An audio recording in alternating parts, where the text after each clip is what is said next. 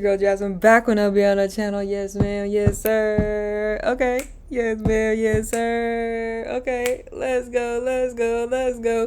No, I'm just playing with y'all. But today we got Larry Bird. Disrespectful moments. I kind of feel like this probably gonna be like the savage moments, but then again, people say Larry got a whole bunch of savage moments, a whole bunch of disrespectful moments, and I really don't like even saying the word disrespectful because I feel like Larry was like, you disrespect me by not guarding me. You disrespect me by talking trash about me. I'm about to go in on you. You know, it's just more like that reciprocated energy. Okay? So let's go ahead and get into it. Let's see what this is about. Don't forget to like, comment, subscribe, push that notification bell. Let me know any other videos you'd like to see me do. Let's get into it. Let's go. He's put a tiger in the tank. He feels that Jerome Kersey is going to give him some aggressiveness, particularly against Larry Bird. Jerome Kersey starting Larry. I think his first 8 or 10 points were left-handed. And at that point, Mikhail was still coming off the bench. And so we score. Larry scores his sixth point. I'll tell you right now. I promise you on everything I love, I do not be trying to pronounce that man's name wrong on purpose. I do not. Mikhail, I'm going to try to get it right. Some kind of left-handed shot. Bird against Kersey. Dang, Kersey barely playing any defense. And Mikhail goes, hey, Jerome, wait till he starts shooting right-handed. Aims for Bird, another three-point try. Well, left-handed is one thing, but when the game got close, I had to go back to the right one. I think it went right down the wire, and we might have won by 1 point. You're right there. You got to keep them under control. They don't. And the Blazers have timeout here in the first quarter. Bird backdoor. There's another time we played San Antonio. What's up, guys? My name is Leah, and I'm a Nike Ekin from New York City. The days Antonio, where Larry was like 10 for 10 from the field, 10 for 10 from the line. All right, so y'all gotta let me know who Jerry is. Was Jerry a good player? I don't know no Jerry. Was it Sitching? I don't know them Jerry. And early in the fourth quarter, we beat him by about 20. And he told Casey, he goes, "This isn't any fun, coach. Take me out." He goes, "This isn't." He goes, "You know, they're not even a challenge tonight." Bird winds up again, 3 points. 3 for 3 for LB.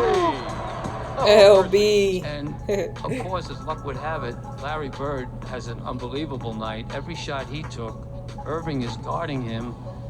And as every shot went in that Larry took, he went further back and he kept on saying to Irving, "Aren't you going to guard me?"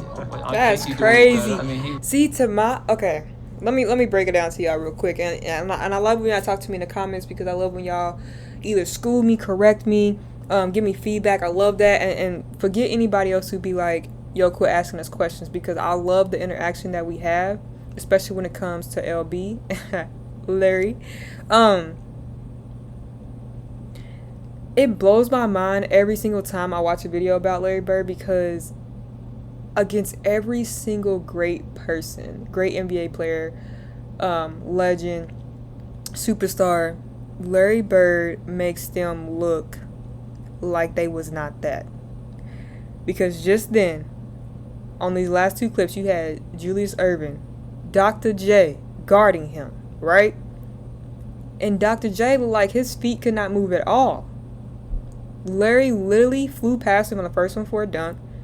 And the second one, Irvin was just still back there like, dang, he just went past me again. Like, you know what I'm saying? And Bird's literally talking trash like, are you going to guard me? Like, you're supposed to be Dr. J. Like, can you give me some type of competition? Which is so mind-blowing because people talk about Dr. J being like tough. Like, tough.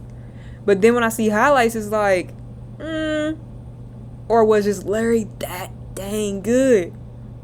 That's what blows my mind. He was the greatest soft-spoken trash talker I've ever met.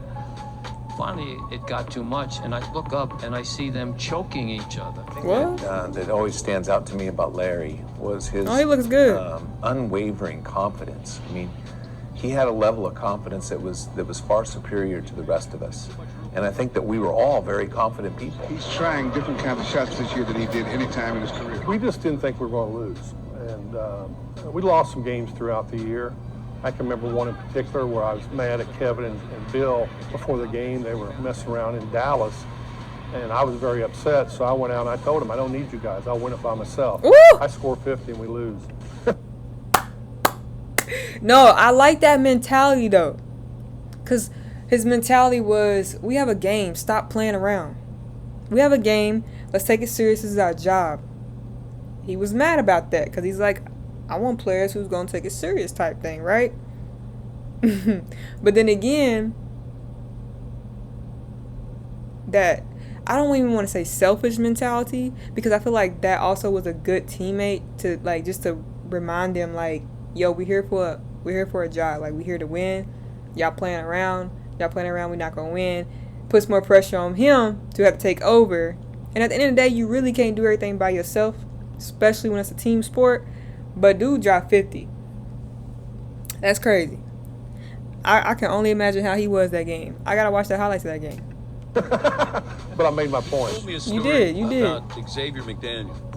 You said X-Man, yeah. X, I'm going to get the ball right here. I'm going to shoot a jumper right in your face. They called timeout. He said, you know I'm going to get it. And I said, I know I'm going to be waiting. And he said, I'm going to get it right here. I'm going to shoot it right in your face. That's so embarrassing.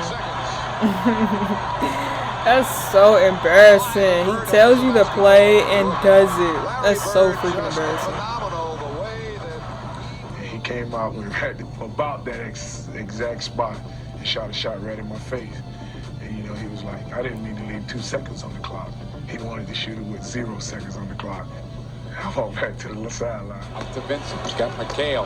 Good pass, DJ. What a nice pass by the rookie. You know, Larry was a serious Sam trash Vincent. talker I don't know no sense Sam that Vincent, he y'all. would challenge Y'all got school me. people to be able to either block this shot or, you know, or get a hand up on this play, or so it was all in I think good nature, but still a way of challenging Good pass, Walton. teams that we were playing against to be able to match his skills.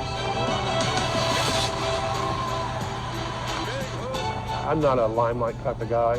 I'm not a self-promoter. I sort of let my basketball do my talking. I love to play the game.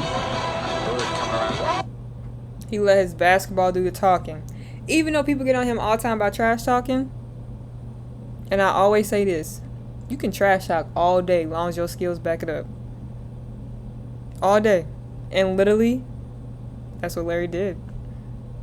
He might say some things. No, ain't no might. He will say some things, but he know at the end of the day his basketball did all the talking. That's all he needs. I don't know other athletes, but if they're treated as well as I was treated in Boston, they should be very grateful, because it was the ride of my life. That's nice. Bring them things. I bring them things. I call them. There's no question about it. It's the best time of my life, and I'll never forget it.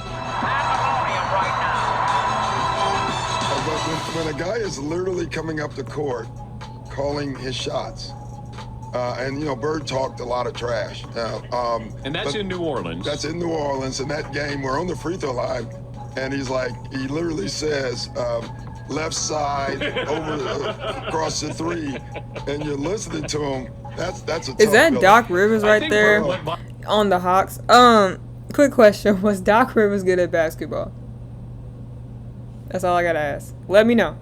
Y'all know I got some old heads, meaning that y'all watch the game around that time. You know I'm young, so I wasn't around then, but I love basketball. So let me know if Doc was good. By the bench one time, too. He fell in the bench. Oh, he did. Yeah, and he called that one. That was the one where he fell in it. He literally said, off the glass into the trainer. And, yeah, and so it was a bad night. Larry Bird talked more trash on the basketball court than anybody I've ever played against. And he told me 2 things one game. You know, our rotations, double teaming Kevin McHale, always had to rotate to the corner, and Larry Bird was the one shooting. You know, so he shot one, and I mean, I'm trying to block this shot. He would just tell me, Scott, you're a little too late. You know, a little too late. So we playing him in the last play. He says to James Worthy, he said, you guys don't have to worry about it. I'm going to go right over there that corner. He said, they're going to set a screen for me. We're taking the ball out. He said, I'm going to curl right over. And he's telling us to play. He's telling us to play before they even take it out. He said, I'm going to go right over to that. Hey, y'all see how James Worthy is grabbing his jersey? When I say, if I was a defender, I would have been doing the same thing. Only because he's that great of a player and you know what he's capable of. Because, baby, I'm going to do everything in my power. Besides try to injure you, of course, like on purpose. That's just a whole different level of just rude and disrespectful. But grabbing your jersey, hey, I'm literally on you. You have to fight and work for this shot. And you just told me to play? Because you defending Larry Bird. And come on, man. Like, I don't blame James Worthy grabbing his jersey right there. I don't blame him. Because it's like, hey, you have to fight for this shot. I'm going to shoot it, and I'm going to tie the game or win the game, whatever the case may be. They take the ball out, and I think it was either Danny or DJ. The late great. Dang, DJ. he got open too. Man crow right to the corner, caught the shot, shot a three. That's crazy. Like, are you effing kidding me? This is my Larry Bird story. I remember him, he was cursing under his breath. And I asked him, I said, Larry, what's going on with you? He says, you guys are being disrespectful to me. And I says, what are you talking about? He says, you guys are putting a white guy on me. That's disrespectful. Wait, who's the white guy you put on him? I can't remember who it was. Charles, you remember, Charles. You remember, stop it. When y'all put a white guy on me. And I'm sitting there like, I'm laughing in the middle of a game. We're playing Phoenix, and we're way ahead, okay? And we're down in the old Saddle Dome that they had outside. Right. And Larry, we're playing good as a team. Larry has the worst fourth quarter known to man. I mean, he's throwing the ball to the other team. I'm like, good Lord, we had like a 15-point lead. Next thing you know, we're down 2. And I'm like, oh, how in the world are we going to lose this game? And Larry says, I'm going to bless the play. What's one of the worst games y'all seen Larry have? You know? Because he just said that he had a bad first quarter. But is there a game where you seen Larry shoot like 2 for 12 or like something just crazy where you're like, dang, he can't hit nothing tonight? I would like to know.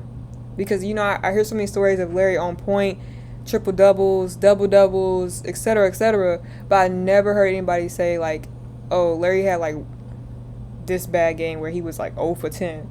I would like to know. Let me know. I'm going to shoot a 3. And I'm like, Birdie. Birdie. Into overtime. I'm going to Robert.